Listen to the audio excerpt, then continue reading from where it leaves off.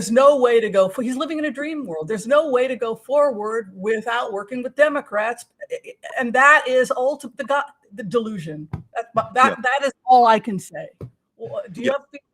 Well, I mean, I just think this has been inevitable. We've seen this coming for months. I think we saw this the day that he was elected Speaker of the House, that he was standing on a hairline crack and it could just fall apart at any time. Because wasn't it always in place that all it was going to take was one person Yes. to vote? Yeah, so I knew this was going to happen soon. I'm just surprised. I'm almost surprised the Democrats did not step in to support him more, because I think the Democrats actually wanted him to keep on floundering, to keep making the Republicans look bad. I thought, and some even theorized that, but no, it didn't happen.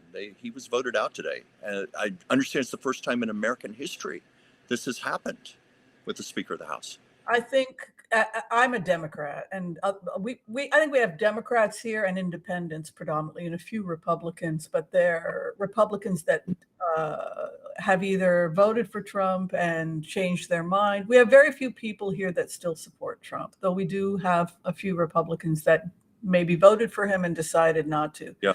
Certainly the direction that the country is going to, it does not appear to be right. No. The right side. It seems to be that they're living in, I don't know, I keep saying this, but it just feels to me like they're living in a fantasy world. Of course. A cult, a fantasy world. Well, you've already done enough readings to show that this is not going to be supported. It's going to fall through. We can do some blitzes. That's why I wanted to make sure.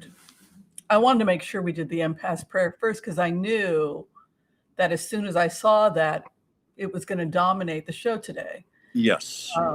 Well, that and the news about Trump today, but I think this is definitely the hot topic for the day, and where it's going to go, who the new Speaker of the House is going to be. I'm sure that's going to be quite a battle.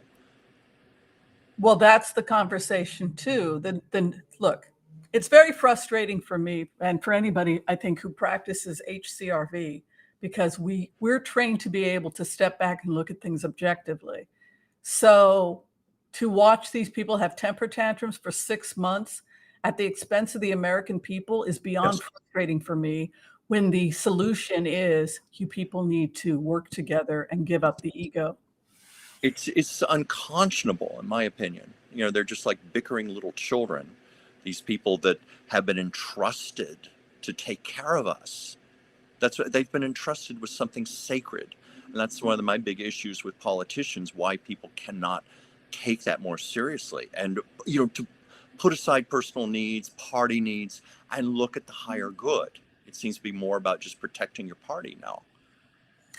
Yeah, and I think that a lot of bad things happened when Trump was elected. But one of the bad things that happened when Trump was elected was that he shut the government down, and then it almost became this thing of like, it was as if he made it legitimate to shut the government down. Yes, he did. I agree. I mean, I'm so frustrated by this whole thing. It's just go ahead. But, I made a comment like a week ago. I think it was last week we were talking about this. We were doing the card blitz and I was doing the pendulum. Is there going to be a government shutdown? And I said to you, my impression is that this is just being played for drama.